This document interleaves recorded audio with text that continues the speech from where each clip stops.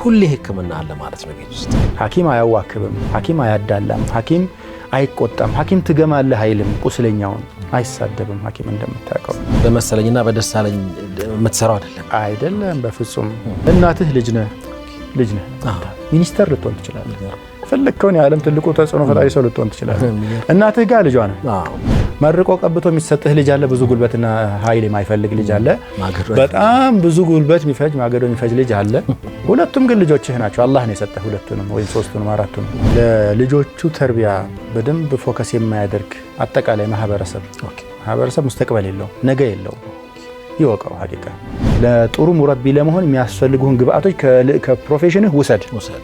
ጋዜጠኛም ሆነ እኔ ምን አገባኝ፣ ወታደር ሁን ወይም ደግሞ ሚኒስተር ሁን ወይም ኢኮኖሚስት ሁን አቴቨር ሁን ይፈለከውን ሁን፣ እነዚያ ነገሮች የሚያገለግሉህን ውሰዳቸው። የነገው ሰው ማለት የዛሬዎቹ ህፃናት ናቸው። መመርመር ምናምን አያስፈልግም ነው ልጆችን በፖሊስ ሜንታሊቲ ሆነ። አዎ በፍጹም ምንድን ነው የምትመረምረው? ከመረመርከው እንደ ሐኪሙ በቃ በሽታውን ለማዳን እንጂ ለክ እንደ ፖሊሱ አይደለም።